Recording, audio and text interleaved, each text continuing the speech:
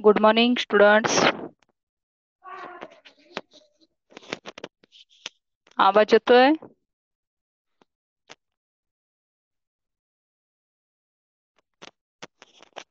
शुभ सकाळ. ओके.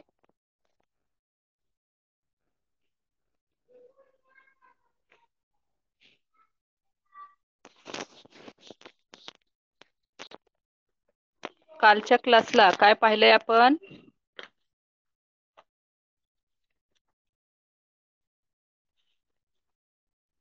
पत्रलेखन.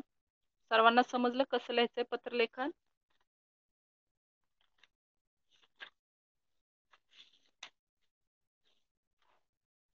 हो, मग चुकतंय कसं? मी तुम्हाला त्यासाठी पत्रलेखन टाकलं होतं, नमुना पत्रलेखन. त्याच्यानुसार तुम्ही नावं बदलून लिहिलं असतं तरी चाललं असतं. मी तुम्हाला म्हटलं की फक्त तुमचं आणि तुमच्या हा समर्थ आहे करेक्ट. काही आहेत बघ, 2-3 करेक्शन, जसं काहीतरी पिंजरा वगैरे, आणखी 1-2 आहेत बघ. बाकी आहे व्यवस्थित. विश्वजितला मी बाकीच्यांना सांगितलेलं आहे काय काय चुकले. विश्वजित, थोडं शुद्ध लेखनाकडे लक्ष द्यायचंय. हर्षवर्धन तू खूप थोडं पत्र लिहिलंय, पुन्हा लिहायचंय, व्यवस्थित लिहायचंय. विश्वजित, तर मी जे पत्र तुम्हाला टाकले ना नमुना पत्र म्हणून, त्याच्यामध्ये ते कॉपी केलं तरी चालेल, तुमचं प्रॅक्टिस होईल. त्याच्यामध्ये फक्त नावं वगैरे चेंज करा, ठीक आहे? पण व्यवस्थित लिहा, काना मात्रा वेलांटी. चुकीचं लिहू नका, कारण चुकीचं म्हटलं की मार्क्स लगेच कट होतात. समर्थने मोठे लिहिले.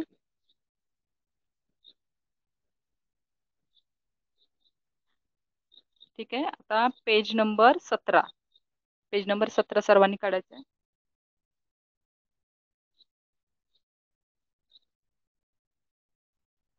थांबा, मिड टर्मचं तुमचं सांगते, 1 मिनिट.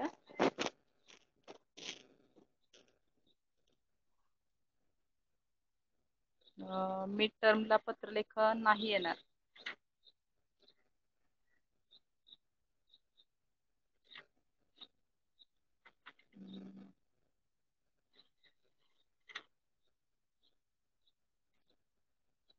ठीक आहे ना, तर टाकूयात आपण, पण व्यवस्थित तयारी करा. मी तुम्हाला जे पत्र टाकलेलं आहे, 4 मार्क्सला पत्रलेखन देते मी तुम्हाला, ठीक आहे? 4 मार्क्सला. असू दे असू दे. चांगली गोष्ट आहे. मिस्टेक नसतील ना तर मार्क्स चांगले मिळतात, मग कुठेही मार्क्स कट होत नाहीत. व्यवस्थित मांडणी पत्राची केली असेल, कोणतीही शुद्ध लेखन व्यवस्थित असेल तर मार्क्स चांगले मिळतात. पत्रलेखन येईल तुम्हाला 4 मार्क्सला. ठीक आहे. तर कसा असेल पेपर तुमचा सांगते, थोडक्यात सांगते. एकूण गुण 40. जसं तुम्हाला ह्याच्यात आहे, आपले जे पाठाखालचे जे जसे प्रश्न असतात तशाच प्रकारे येतील. जसं आकलन कृती येईल, आकृती पूर्ण करा, ठीक आहे? म्हणजे एखादा मध्ये प्रश्न येईल आणि त्याची उत्तरं अशा प्रकारे तुम्ही लिहायची आहेत चौकटीत. ओके, असे येतील प्रश्न. नंतर 1-2 वाक्यात, ह्या वेळी मी तुम्हाला पॅराग्राफ देणार नाही, तुम्ही अभ्यास करायचा व्यवस्थित, ठीक आहे?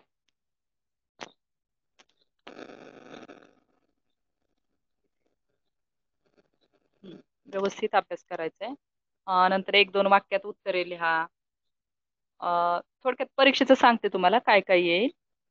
नंतर कारणे लिहा, कोण कोणाला म्हणाले, किंवा स्वमत म्हणजे शेताचं वर्णन करा, अशा प्रकारे. किंवा प्रदूषण होऊ नये म्हणून तुम्ही कोणते उपाय कराल, एखादी व्यक्ती आजारी पडली तर तुम्ही काय कराल, अशा प्रकारे स्वमत त्या ठिकाणी येऊ शकतात. समानार्थी शब्द, विरुद्धार्थी शब्द. काय बोल.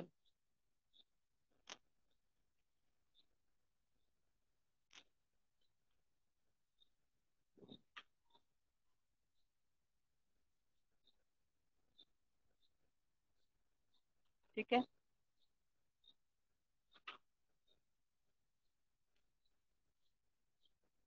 बरं, नकोय का तुम्हाला पत्रलेखन? बरं, असं पुढील जाहिरात वाचावं का त्या खालील प्रश्नांची उत्तरे लिहा, असं पत्रलेखन नको असेल तर? चालेल का? आणि जाहिरातीत म्हणजे समजा जाहिरातीतच उत्तर असतील, तुम्ही शोधून लिहायची. ठीक आहे. बरं ठीक आहे, पत्रलेखन नको. तर आपण हे घेऊयात मग, जाहिरात वाचा, त्या खालील प्रश्नांची उत्तरे द्या. ओके. आणखी समानार्थी शब्द, विरुद्धार्थी शब्द, गटात न बसणारा शब्द, हा क्रियाविशेषण अव्यय, नंतर शब्दयोगी अव्यय, समूहदर्शक शब्द,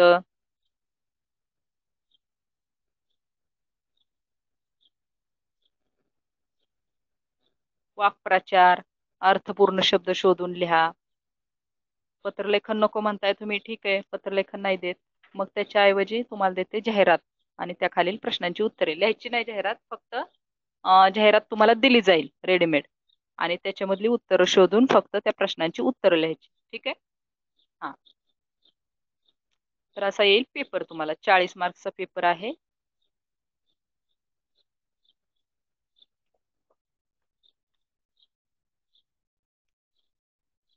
ठीक आहे. आता आपण काय घेऊ, प्रश्नपत्रिका कशी येईल समजलं. जे तुम्हाला पाठात आपण स्वाध्यायात घेतोय ना प्रश्न, तशा प्रकारचेच येतील प्रश्न. अगदी तेच येतील ना या, तशा प्रकारचे प्रश्न येतील.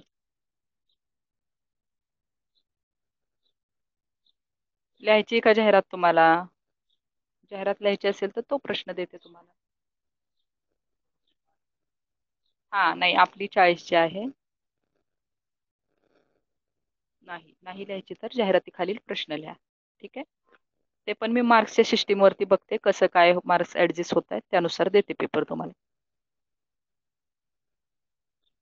पॅरेग्राफ नाही येणार, तेच तुम्हाला सांगते विश्वजित. अभ्यास व्यवस्थित करायचा आहे. मी फक्त ह्यावेळी प्रश्न देणार आहे. पॅरेग्राफ तुम्ही पॅरेग्राफ नाहीत येणार. आधी पाठ वगैरे वाचून अभ्यास व्यवस्थित करायचा आणि प्रश्नांची उत्तरं सोडवायची. पाठ वगैरे वाचले, कवितेचे भावार्थ समजून घेतले, तर पॅरेग्राफची किंवा कवितेची कडवी देण्याची काहीच गरज नाहीये. नाही, पॅरेग्राफ नाही येणार ह्यावेळी. ठीक आहे. तुम्ही फक्त, अरे खूप सोपे प्रश्न बघ. आता समजा श्यामने सांगितलेली हकीकत ऐकून आईला गहिवर का आला. आता तुम्ही पाठ जर वाचला असेल तर तुम्ही पटकन लिहू शकताय उत्तर, त्याच्यामध्ये काय कठीण आहे.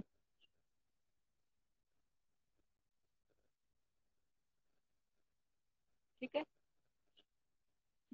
सोपं आहे आणि खूप वेळा घेतलेत आपण रे पाठ. म्हणजे तुम्हाला व्हिडिओ पण टाकले होते आणि आता पण आपण रिव्हिजन घेतोय. असू द्या, मराठी फार सोपं आहे. जसं समजा आता नद पाणी प्रदूषित होऊ नये म्हणून 2 उपाय सांगा. किती सोपं आहे. कवीच्या अंगणात पाखरे का येतात. कशासाठी पाहिजे मग कडवं, येतंय ना तुम्हाला हे. त्यासाठी आपण प्रॅक्टिस घेतोय की, तोपर्यंत आपण जेवढे आपले क्लास आहेत तेवढ्यात आपण हे रिव्हिजन घेऊयात. ठीक आहे. हम्म. फक्त पाठ आणि कवितेचे भावार्थ समजून घ्यायचे आणि पेपर द्यायचे.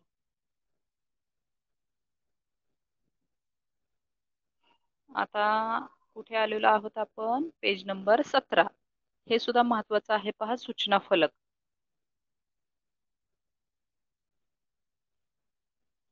सूचना फलक सुद्धा समजून घ्या. इथे एक सूचना फलक दिलेला आहे. हा, सूचना फलक येते आपल्या उपयोजित लेखन मध्येच येते. हा, ग्रामर घेतोय की आपण, क्रियाविशेषण अव्यय घेतलेले आहेत, वाक्याचे प्रकार घेतलेले आहेत आणि समानार्थी विरुद्धार्थी शब्द हे तर आपल्या स्वाध्यायामध्ये येतातच. याचा अर्थ काय, त्याचा अर्थ काय. ओके. हा, घेऊयात. हा, सोपे ना. हे असे प्रश्न खूप सोपे आहेत. कवीच्या अंगणात पाखरे दाणे टिपायला येतात. ठीक आहे. आता आपण पाहतोय पेज नंबर 17. त्याच्यामध्ये सूचना फलक दिलेला आहे, पहा. आपण कुठेही गेलो, समजा बस स्टँड वरती जरी गेलो तर तिथे वेगवेगळ्या प्रकारच्या सूचना लिहिलेल्या असतात. नंतर शाळेमध्ये सूचना लिहिलेल्या असतात. कुठेही जा. आता इथं पाणी पुरवठा विभागाची सूचना आहे. या ठिकाणी जर आपण पाहिलं तर पहा, सूचना फलक. सूचना फलक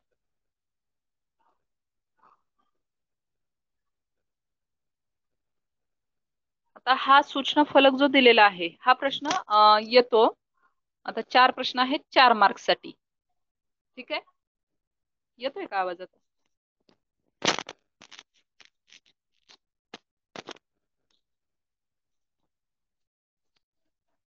आता येतोय आवाज? हा ठीक आहे. तर सूचना फलक, आता आपल्याला पहिल्यांदा सूचना फलक व्यवस्थित वाचायचा आहे आणि मग त्याच्या खालच्या प्रश्नांची उत्तरं द्यायची आहेत. ठीक आहे. आता सूचना फलक इथं त्याला शीर्षक दिलेलं आहे, पुढे दिलेले आहे दिनांक. दिनांक काय दिलेले आहे? दिनांक 23/9/2018. ओके. 23 कशी दिलेले आहे पहा, दिनांक 9/18 म्हणजे 2018 अशा प्रकारे दिनांक दिलेले आहे. तर काय आहे सूचना फलक? तर समर्थनगर परिसरात पाणी पुरवठा, हा बरोबर, पेज नंबर 17. ठीक आहे. पेज नंबर 17 इथं दिनांक, सूचना फलकाचे दिनांक तुमच्या पुस्तकात 17 आहे का? माझ्या पुस्तकात 18 आहे. हे होतं बरं का हे असं.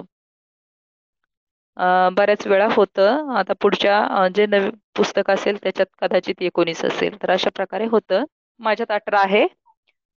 तर दिनांक तुम्ही आता मग काय करायचंय, जो पॅरेग्राफ दिला जाईल तुम्हाला, तर समजा सूचना फलक लिहिण्यासाठी जो पॅरेग्राफ दिला जाईल त्याच्यामध्ये जर 17 असेल तर तुम्ही 17च लिहायचे, 18 असेल तर 18 लिहायचे. ओके. समर्थनगर परिसरात पाणी पुरवठा करणाऱ्या पाईपलाईनच्या दुरुस्तीचे काम तातडीने सुरू करण्यात येणार आहे. पहा,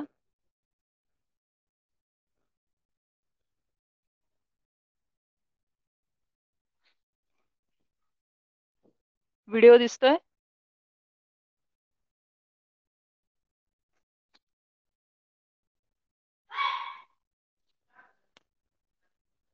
ओके.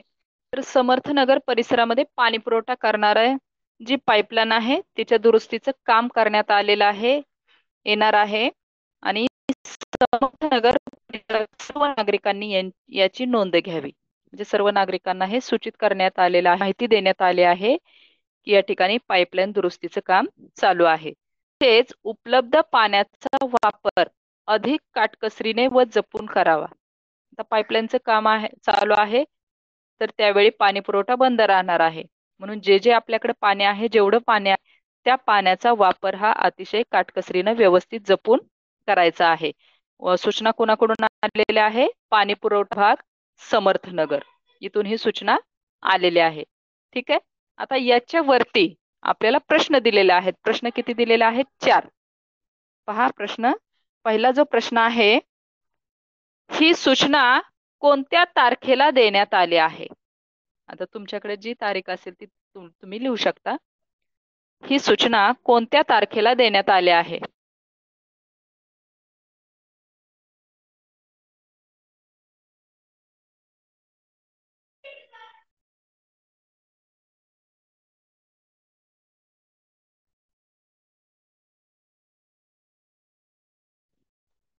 हा, सूचना फलक पूर्ण लिहायची तारीख. आता येतोय आवाज? पूर्ण लिहायची तारीख माझ्याकडे आहे, माझ्याकडे जी आहे ती मी लिहिलेली आहे वरती. आवाजच येत नाहीये. ओके, थांबते 1 मिनिट. व्हिडिओ बंद करू का रे? हा, ओके.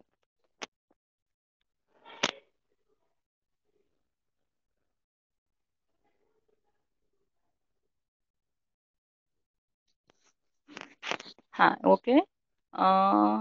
24 आहे का पाणी पुरवठा? अरे विश्वजित, 24/9/2019 आहे का?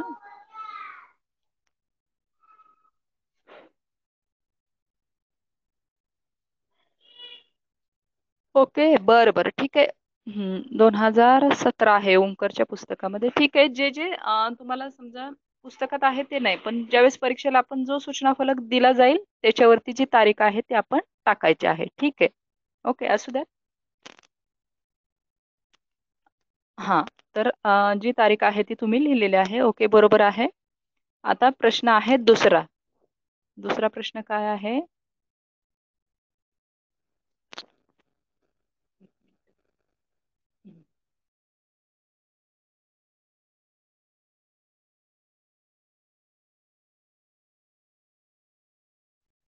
दुसरा प्रश्न आहे, पाणी पुरवठा कधी बंद करण्यात येणार आहे? समर्थन हे केलेलं आहे पहा. सूचना फलक दिलेला आहे. मग सूचना फलक तो पाहून तुम्ही उत्तर लिहायची. पाणी पुरवठा कधी बंद करण्यात येणार आहे?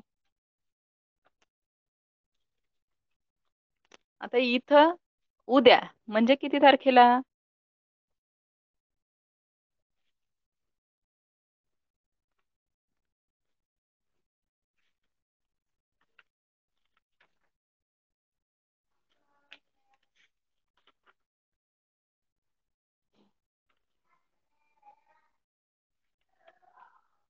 आता तुम ठीक आहे, ठीक आहे. आता इथं माझ्या पुस्तकात आहे 23 तारीख, म्हणून मी काय लिहिणार? 24/9/2018 या दिवशी पाणी पुरवठा बंद करण्यात येणार आहे. आणि तुमची जी तारीख असेल त्याच्या पुढची तारीख लिहायची. समजा तुमची तारीख असेल 24, तर तुम्ही लिहायचं 25. मी लिहिते पाणी पुरवठा दिनांक 24/9/2018 या दिवशी बंद करण्यात येणार आहे. ठीक आहे.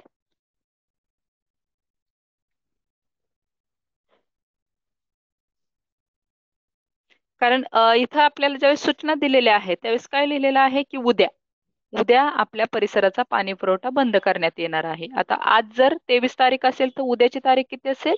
24. म्हणून लिहायची 24. म्हणजे तिथं जी सूचना फलकाची तारीख दिली त्याच्या पुढची तारीख लिहायची. ओके. आता तिसरा प्रश्न काय आहे? तिसरा आधी व्यवस्थित ही जी सूचना दिलेल्या आहेत त्या वाचायच्या आहेत. सूचना फलक वाचायचा आहे. पाणी पुरवठा बंद का ठेवण्यात येणार आहे? आता याचं कारण सांगण्यात आलेलं आहे. का ठेवण्यात येणार आहे? कारण समर्थनगर परिसरातील पाणी पुरवठा करणाऱ्या पाईपलाईनच्या दुरुस्तीचे काम करायचे असल्यामुळे पाणी पुरवठा बंद ठेवण्यात येणार आहे. ठीक आहे. दुरुस्तीचे काम करायचे म्हणून त्या ठिकाणी पाणी पुरवठा बंद करण्यात येणार आहे असं तुम्ही उत्तर लिहायचे. फक्त दुरुस्तीचे काम एवढं महत्वाचं तुमच्या लक्षात आलं पाहिजे आणि त्याचं उत्तर पूर्ण वाक्यात या ठिकाणी द्यायचं आहे. असू द्या, असू द्या, ठीक आहे. टायपिंग चूक होते, असू द्या.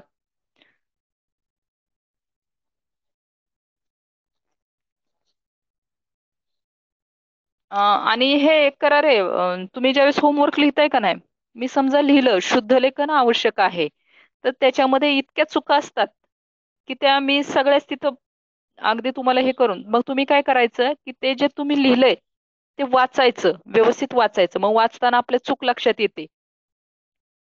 जर मी लिहिलं असलं समजा शुद्ध लेखन आवश्यक आहे, तर पूर्ण आपण जे लिहिलंय ते वाचायचं. वाचल्यानंतर पहा चूक लक्षात येते आपल्याला की हे चुकलंय ते चुकलंय आणि पुन्हा लिहायचं. कारण त्याच्यामध्ये खूप चुका असतात, ते पुन्हा लिहायचं. ठीक आहे हर्षवर्धन, विश्वजित? तर ते पुन्हा लिहिताना मग त्या चुका टाळायच्या. आता पत्रलेखन तर मी तुम्हाला नमुना दिलेला आहे, तर पाहून तरी चालेल, फक्त नाव वगैरे बदला किंवा तेच लिहिलं तरी चालेल, प्रॅक्टिस होईल तुमची. ठीक आहे. आणि एकदा ते लिहिलं की बाकीचं मग घरी प्रॅक्टिस दुसऱ्या पत्रांची केली तरी चालेल.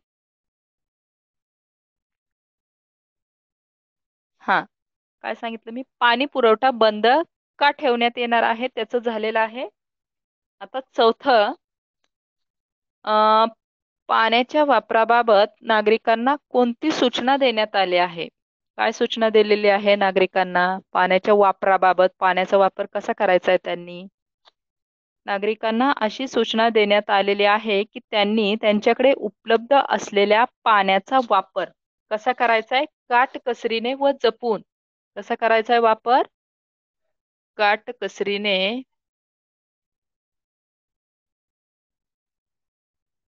व जपून पाण्याचा वापर करायचा आहे.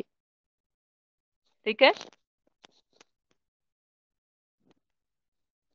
अशी नागरिकांना सूचना देण्यात आली आहे. आता हे संपलेलं आहे आपलं. आता पुढचं आहे जे ज्याच्यामध्ये खालील परिच्छेद वाचा. तर इथं काय आपल्याला संयोग चिन्हाविषयी माहिती दिलेली आहे. पाण्याचा वापर अधिक काटकसरीने व जपून करावा. छान. पहिला काना पा. हा, ओके, ठीक आहे, बरोबर आहे. आता खालील परिच्छेद वाचा. पहा पेज नंबर 17 वरचा खालील परिच्छेद वाचा, शेवटचा आहे. त्याच्यामध्ये एक परिच्छेद दिलेला आहे आणि आपल्याला संयोग चिन्ह कसं द्यायचं, कुठे आलं, ती माहिती दिलेली आहे. आता संयोग चिन्ह कुठे येतं? तर पहा, सायंकाळ झाली, इथं दिलाय स्वल्पविराम. की आजी घराच्या वरांड्यात खुर्ची टाकून बसते. हा, इथं दिलाय स्वल्पविराम. सायंकाळ झाली नंतर स्वल्पविराम की आजी घराच्या वरांड्यात खुर्ची टाकून बसते, इथं द्यायचा पूर्णविराम. ठीक आहे. आता पुढे समोरच्या, आता आपण लिहित असताना पहा निम्माच शब्द तिथे बसला आणि पुढचा शब्द बसलाच नाही, अपूर्ण राहिला. तर आपण काय करायचं? तिथं संयोग चिन्ह लिहायचे. रस्त्याच्या पुढं संयोग चिन्ह द्यायचं आणि पुढच्या ओळीला जर आपण वरची असं लिहित असू तर दोन्हीच्या मध्ये काय करायचंय? संयोग चिन्ह द्यायचंय. ठीक आहे, लक्षात आलं हे? रस्त्यानंतर संयोग चिन्ह, नंतर वरची ए जा. आता तुम्हाला दोन शब्द जोडताना सांगितलं होतं ए जा, 2-3 अशा प्रकारे तुम्ही लिहू शकता आणि तिथं संयोग चिन्ह. ए नंतर संयोग चिन्ह द्यायचंय. न्याहाळते रस्त्यावरून तिच्या ओळखीची व्यक्ती. कुठं कुठं दिलं बघा संयोग चिन्ह आपण. पुन्हा पहा, आता समजा इथं ह्या अशा ओळी आहेत. इथं ओळ संपली, इथं संपली. आता इथं आपण लिहिलं रस्त्या. आता वरची इथं बसत नाही म्हणून इथं आपण काय करायचं? संयोग चिन्ह द्यायचं आणि त्याच्या खाली वरची. ठीक आहे, त्याच्या खालच्या ओळीला वरची. तर अक्षरात पूर्ण अक्षर बसत नाहीये, निम्मच अक्षर तिथं बसलेलं आहे, मग त्या अक्षरानंतर द्यायचं संयोग चिन्ह. राहिलेलं जो शब्द आहे वरची, हा खालच्या ओळीला लिहायचा आहे. आणि आणखी कधी द्यायचं आहे? की दोन शब्द जोडताना, म्हणजे जसं ए जा, त्यावेळी काय द्यायचंय? संयोग चिन्ह. रस्त्यावरून तिच्या ओळखीची व्यक्ती जाऊ लागली की, आता लागली नंतर काय द्यायचा? स्वल्पविराम. त्या व्यक्तीस हाक मारते, इथं पूर्णविराम. तिची ख्याली खुशाली विचारल्याशिवाय आजीला चैन पडत नाही. आता इथं आपण जर पाहिलं तर संयोग चिन्ह हे दोन कारणांनी वापरतात. पहिलं म्हणजे दोन शब्द जोडताना, ते कोणतं वापरलं आपण? ए जा या ठिकाणी वापरलं दोन शब्द जोडताना. आणि दुसरं, ओळीच्या शेवटी शब्द अपुरा राहिलास, ते कुठं वापरलं? रस्त्यावरची. हा, या ठिकाणी वापरलं. चालेल चालेल, ख्याली खुशाली चालेल, समर्थ. ओके. हा, ओळीच्या शेवटी शब्द अपुरा राहिला की संयोग चिन्ह वापरले जाते. हा, बरोबर विश्वजित. ठीक आहे, लक्षात आलं तुम्हाला? संयोग चिन्ह दोन कारणांसाठी वापरलं जाते. कधी? तर दोन शब्द जोडताना. इथं आलेलं ए जा, 2-3 अशा प्रकारे आलेले आहेत शब्द. ए जा, पुढचा शब्द आहे 2-3. ठीक आहे, 2-3. तर असे हे शब्द कधी की दोन शब्द जोडताना संयोग चिन्ह वापरलं आणि ओळीच्या शेवटी शब्द अपुरा राहिल्यास म्हणजे रस्त्यावरची, इथं ते वापरलं तर या चिन्हास काय म्हणतात? संयोग चिन्ह. ठीक आहे. तर आता हे आपलं शिकवून झालेलं आहे. इथं काय प्रॉब्लेम आहे का तुम्हाला? दादास पत्र या पाठामध्ये किंवा या पाठाच्या स्वाध्यायामध्ये अं, सय संयोग चिन्ह काय लिहितोय विश्वजित?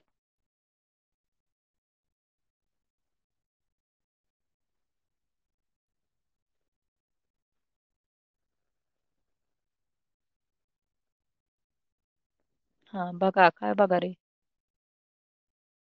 हा, संयोग चिन्ह दिलं की खाली. हा हा, त्याच्यामध्ये संयोग चिन्ह, बरोबर बरोबर. ह्याने काय विश्वजितचं मला दिसलं असं. हा, मधलं चिन्ह राहिलं की तू दिलं. हा ठीक आहे, आवाज येत नाहीये विश्वजित? हम्म. ओके, समर्थने फोटो टाकलेला आहे, त्याच्यामध्ये आहे पहा संयोग चिन्ह. याला म्हणतात संयोग चिन्ह. एक रेषा आहे. ठीक आहे. आवाज येतोय का आता? आवाज येतोय?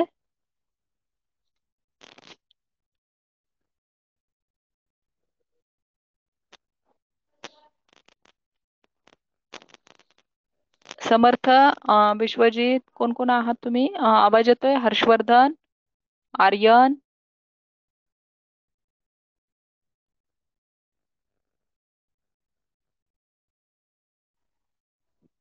हम्म, बरोबर. इथं दिलेलं आहे. हा, विश्वजितनं पण टाकलेलं आहे, समर्थनही टाकलेलं आहे. ए जा 2 3. तर शब्द जोडताना आणि ओळीमध्ये शेवटी शब्द अपुरा राहिल्यास. समर्थ दिसतंय की मला दिसतंय. मला दोन्ही दिसतंय. हा, आवाज येतोय. ठीक आहे. तर हे संयोग चिन्ह समजलंय इथपर्यंत? तुम्हाला सर्व समजलंय? हा पाठ आपला आता व्यवस्थित झालेला आहे, रिव्हिजन पण झालेले आहे. इथपर्यंत समजलंय सर्वांना? Yes or no? Yes. Okay, काही जरी डाऊट्स असला तरी विचारा.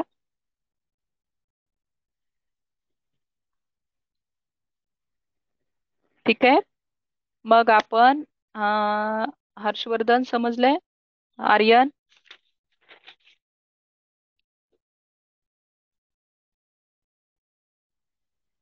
Doubt no? Okay.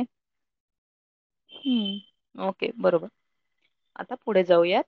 Page number 18. Page number आहे 18.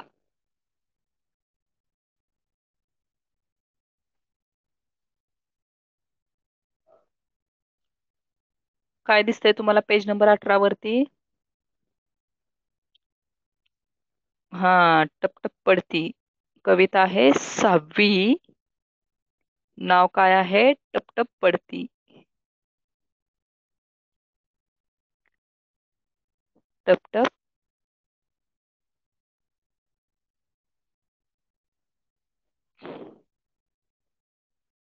पडती. जे टपटप असे पडतात. कवी आहेत मंगेश पाडगावकर. मंगेश पाडगावकर हे कवी आहेत. तर त्यांचं हा. हम्म,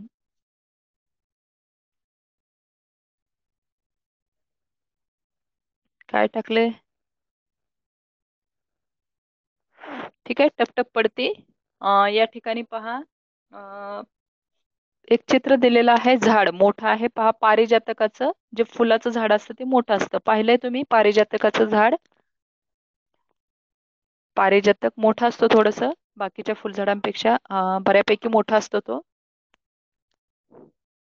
हा, कवी मंगेश पाडगावकर. कवी मंगेश पाडगावकर.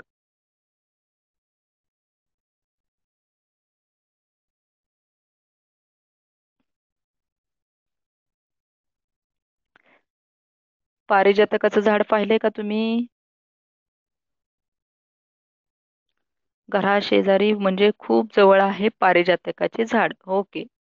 थोडं मोठं असतं पहा, त्याला फुलं येतात आणि खूप अशी फुलं जास्त प्रमाणामध्ये येतात पहा. म्हणजे खाली जमिनीवरती सुद्धा ती अशी या ठिकाणी पहा कशी दिसत आहेत पूर्ण अशी पसरलेली फुलं. तर तशी ती खाली पडतात. हा. कवी हर्षवर्धन कवी मंगेश पाडगावकर. ओके. कारण ही कविता आहे आपण मग त्यांना कवी म्हणायचं. पाठ असेल तर लेखक म्हणायचं. ठीक आहे. इथं मुलं पहा. मुली आहेत इथं आनंदाने नाचत आहेत. आणि या ठिकाणी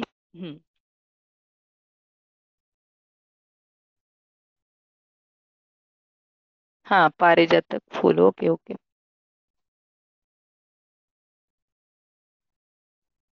समर्थने फोटो टाकलेला आहे. घरातला आहे ना रे तुमच्या समर्थ? हा. ओके. पारिजातकाच्या फुला चा हार या ठिकाणी बनवून देवाला घातलेला आहे. ठीक. तर पारिजातक या फुलांविषयी इथं माहिती दिलेली आहे. कशी फुलं पडतात, मुलं कशी आनंदाने बागडतात. मग आणखी शेवटी आपल्याला या कवितेतून संदेश काय मिळतो, तर हे सर्व या कवितेतून सांगितलेलं आहे. शिकवण काय आहे या कवितेतून आपल्याला संदेश काय आहे की निसर्गामध्ये तुम्ही खेळा, बागडा, निसर्गामध्ये निवांत राहा, रमा आणि निसर्गातील या गोष्टींचा आस्वाद घ्या, त्यांच्या सहवासामध्ये राहा. हे या कवितेतून सांगितलेलं आहे. तर निसर्गात जी फुलं असतात आपण पाहतो की फुलांकडे जर आपण पाहिलं की आपल्याला एक प्रसन्न वाटतं की फुलांसारखंच आपण फुलायचं आहे. हा हा. छान. विश्वजित. ओके. छान. समर्थ विश्वजित. छान केलेलं आहे.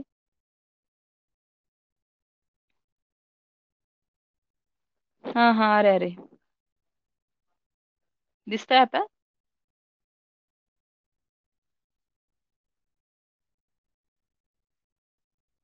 पाहिले का रे फोटो? समर्थाने विश्वजितनं सेंड केलेत फोटो.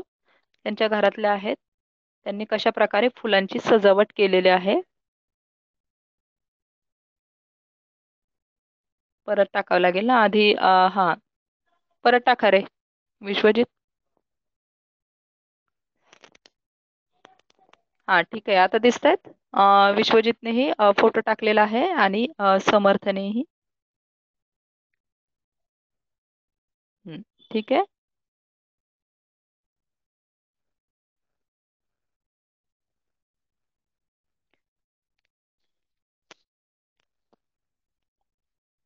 ओके. तर मुलांनीच काय संदेश लहान मुलांना कवीने काय संदेश दिलेला आहे की मुलांनी सुद्धा या फुलांसारखं फुलावं. पहा ही फुलं एकदम फुललेली उमललेली अशी दिसत आहेत या ठिकाणी. आणि निसर्गामध्ये खेळावं, बागडावं असा संदेश या लहान मुलांना कवींनी आपल्या या कवितेतून दिलेला आहे. ठीक आहे. अतिशय आनंदी अशा प्रकारची या मुली या ठिकाणी नाचत आहेत, दिसत आहेत. हा. पारिजातकाचं फुल ही तुम्हाला या ठिकाणी पाहायला मिळालेलं आहे. विश्वजित आणि समर्थने फोटो छान टाकलेले आहेत. ओके. हा. हर्षवर्धन. छान.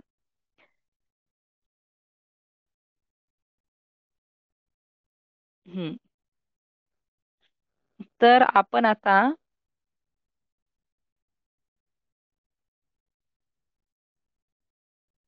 विश्वजितने आणखी टाकलेला आहे फोटो आमचे देवघर. Okay okay. छान विश्वजित. छान.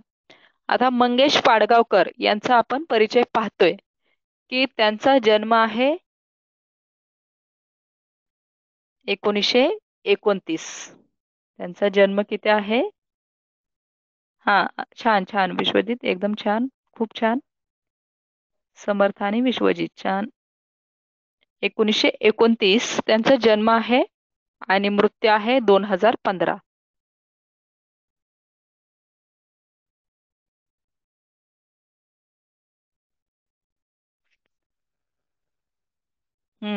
छान समर्थ. ओके. ठीक आहे. म्हणजे तुम्हाला पारिजातकाविषयी पूर्णपणे माहिती मिळाली. कसं असतं फूल या ठिकाणी पाहायला मिळालं, कसं असतं झाड या ठिकाणी पाहायला मिळालं. हम्म.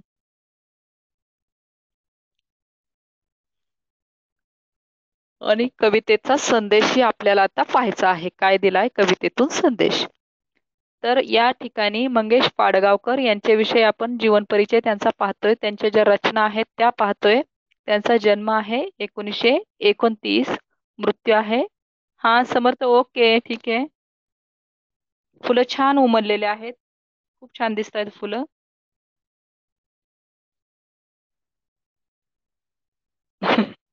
ठीक आहे, ओके.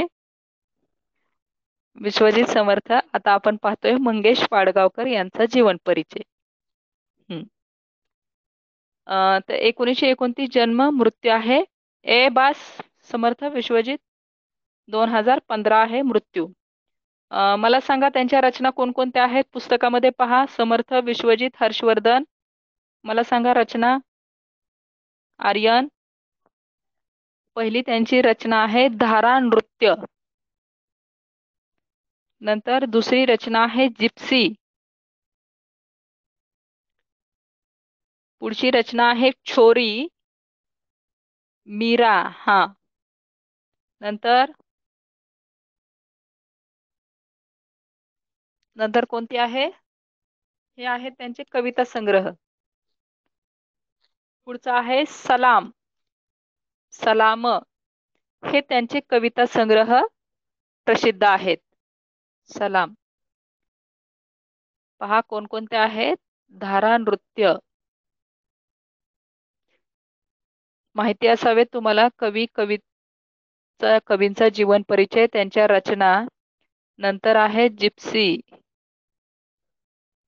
ठीक आहे, फुलं आता आपण पाहिली आहेत. आता आपण पाहतोय कविता जिप्सी. नंतर छोरी. विश्वजित आणि समर्थ. बस आता. आता आपण प्रश्नांची उत्तर द्यायची. छोरी. नंतर मीरा आणि सलाम. हा, ओके. ठीक आहे. तर ह्या त्यांच्या रचना आहेत. हे आहेत त्यांचे कविता संग्रह. तर मोकळ्या कुरणावरती या ठिकाणी जे मैदान आहे तिथे असणाऱ्या प्राजक्ताच्या झाडाची पडणारी फुले व त्यांचे सौंदर्य अनुभवणाऱ्या मुलांच्या मनातील आनंद प्रस्तुत कवितेतून आपल्याला सांगितलेला आहे. ठीक आहे. आता आपण पाहतोय कविता. टप पडती अंगावरती प्राजक्ताची फुले, भिरभिर भिरभिर त्या तालावर गाणे आमचे जुळे. तर याची चाल पण तुम्ही लावायची व्यवस्थित अगदी. टप टप पडती अंगावरती प्राजक्ताची फुले, भिरभिर भिरभिर त्या तालावर गाणे आमचे जुळे. अशा प्रकारे म्हणायचं आहे. टपटप पडती अंगावरती प्राजक्ताची फुले म्हणजे पारिजात. प्राजक्त म्हणजे पारिजातक. पहा, प्राजक्त टाईप करायचंय. प्राजक्त म्हणजे पारिजातक.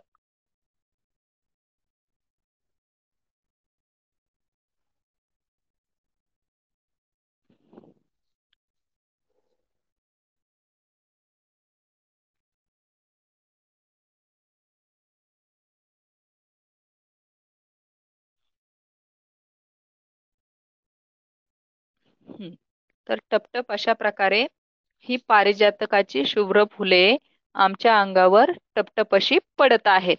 आणि भिरभिर असा जो ताल आहे त्यावर आम्ही गाणे आमुचे जुळे म्हणजे आम्ही एकत्र गाणे गात आहोत. जुळे म्हणजे गायले जाते आमच्याकडून. तालावर म्हणजे ठेक्यावर आम्ही गाणं गात आहोत. पहा, तसंच दिसतंय इथं मुली एकदम त्यांनी ठेका धरल्यासारख्या त्या ठिकाणी नाचत आहेत. वरतून फुले त्यांच्या अंगावरती टपटप अशी पडत आहेत. ठीक आहे. नाही, मोबाईलवरून घेते त्यामुळे तुमचा आवाज नाही येत. तुम्ही फक्त थोडस आता ऐकून नंतर कधीतरी मी घेईल तुमच्या पूर्णपणे. ठीक आहे.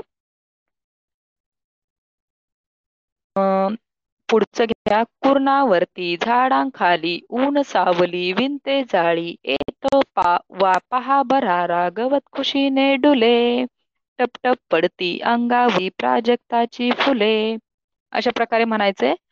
पहा, कुरणावरती झाडांखाली ऊन सावली विणते जाळी, येतो वारा पहा भरारा गवत खुशीने डुले. टप टप पडती अंगावरती प्राजक्ताची फुले. अशा प्रकारे चाल लावायची आहे. ठीक आहे. कुरण म्हणजे माळरान, हिरवळ हिरवळा. कुरणावरती झाडांखाली इथं या ठिकाणी दिलेलं आहे. तर कुरण म्हणजे माळरान. कुरण म्हणजे माळरान किंवा हिरवळ. हिरवळ. ओके.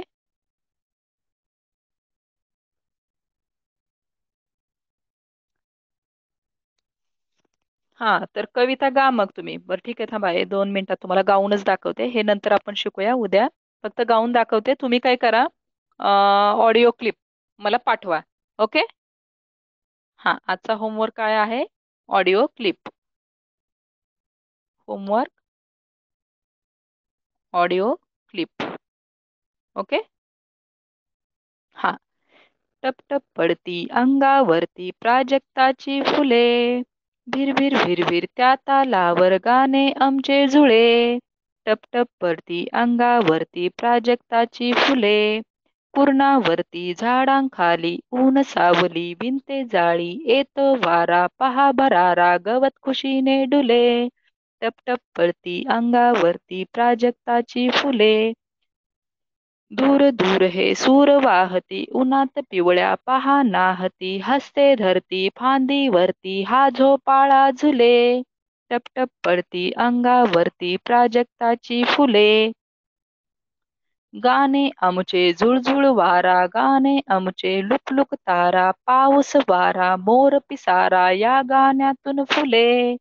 टप टप पडती अंगावरती प्राजक्ताची फुले, फुलांसारखे सर्व फुलारे सुरात मिसळून सूरच लारे, गाणे गाती तेच शहाणे बाकी सारे खुळे. टप टप पडती अंगावरती प्राजक्ताची फुले. येते लक्षात का आणखी एकदा म्हणायचंय?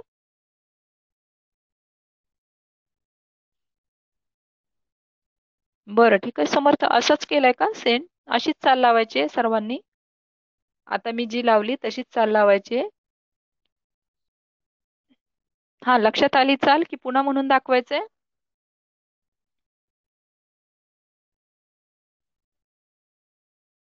अरे, आवाज येतोय ना? हा, चाल सर्वांना लक्षात आलेले आहे? बरं, परत एकदा मी सांगते, त्या प्रकारेच म्हणायचंय. टप टप पडती अंगावरती प्राजक्ताची फुले, भिरभिर भिरभिर त्या तालावर गाणे आमचे जुळे. टप टप पडती अंगावरती प्राजक्ताची फुले, कुरणावरती झाडांखाली ऊन सावली विणते जाळी, येतो वारा पहा भरारा गवत खुशीने डुले.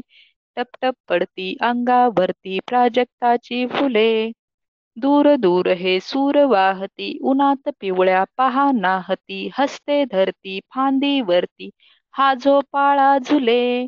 टप टप पडती अंगावरती प्राजक्ताची फुले, गाणे आमचे झुळझुळ वारा, गाणे आमचे लुकलुक तारा, पाऊस वारा मोर पिसारा या गाण्यातून फुले.